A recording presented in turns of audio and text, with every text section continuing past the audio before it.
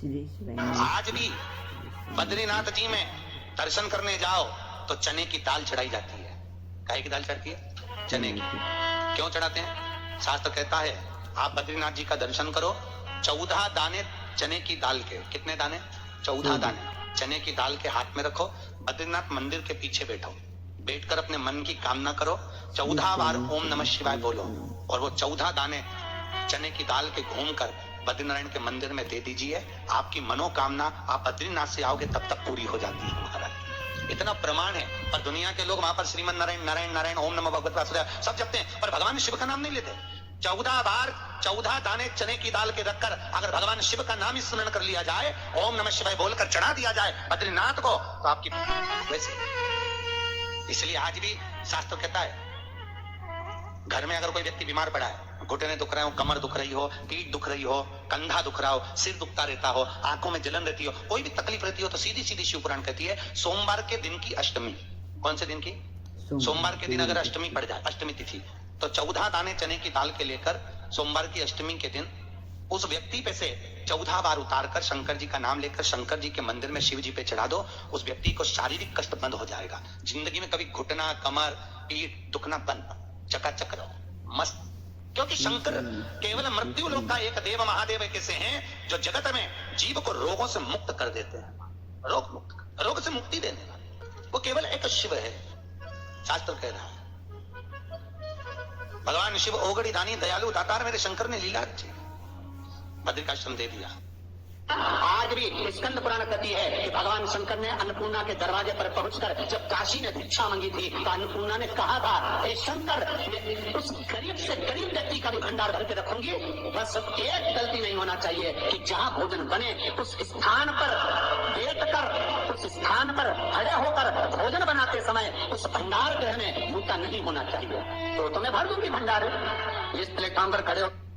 श्री शिवाय नमस्तुभ्यम, हर हर महादेव। आप सभी का मेरे चैनल धार्मिक वीडियो पर स्वागत है। पूज्य प्रदीप मिश्रा के उपाय और कथा सुनने के लिए प्लीज़ चैनल को लाइक, कमेंट और सब्सक्राइबर अवश्य करें और वीडियो को लास्ट तक देखिए। श्री शिवाय नमस्तुभ्यम।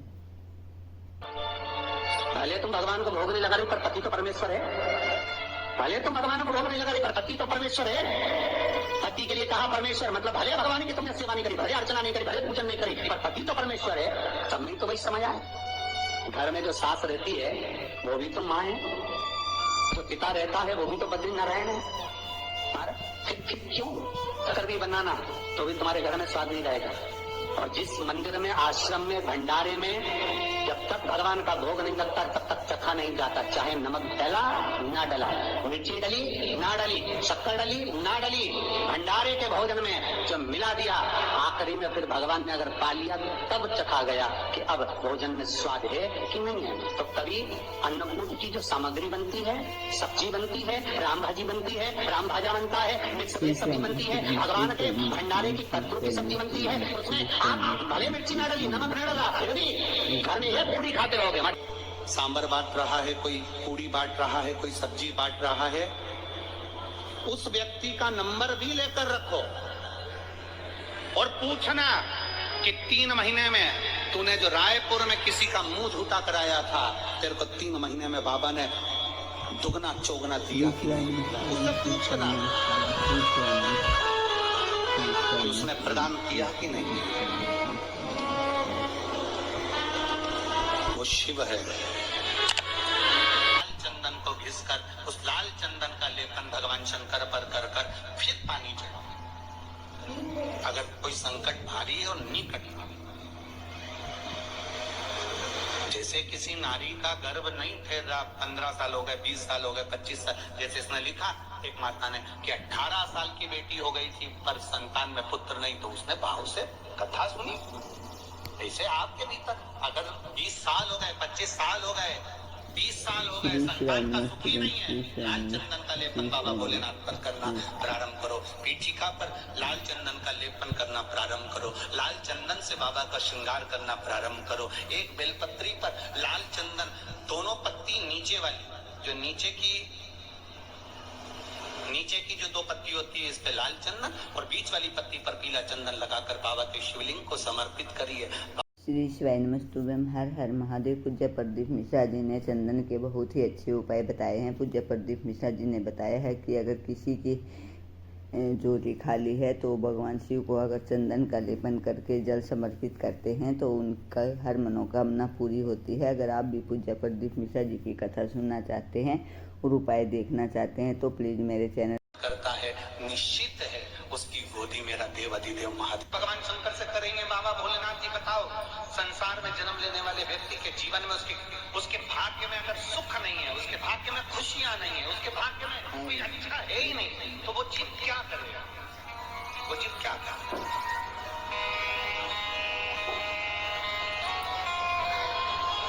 भगवान शंकर कह रहे हैं पार्वती, संसार में जन्म लेने वाला मनुष्य अगर उसके भाग्य में सुख नहीं, उसके भाग्य में अगर खुशियां नहीं है, उसके भाग्य में अगर सुख नहीं है, उसके भाग्य में अगर अच्छा नहीं है, तरीका दिखा ली सुख नहीं है, कार्य कर देख लिया सुख नहीं है, तकलीफ उसकी जिंदगी में चल रही है, तो भगवान शंकर करते हैं, भगवान महेश करते हैं, उमा उस मनुष्य को दूसरे का अच्छा करना प्रारंभ कर देना चाहिए, तो उसकी अच्छाई अपने आप सामने आना प्रारंभ। फिर वही शब्द आ गया, अरे मत बुरे कर्म कर बंदे वरना पछताएगा, भगवान की आंखों में। शिवाय नमस्तुभ्यम। हर हर महादेव।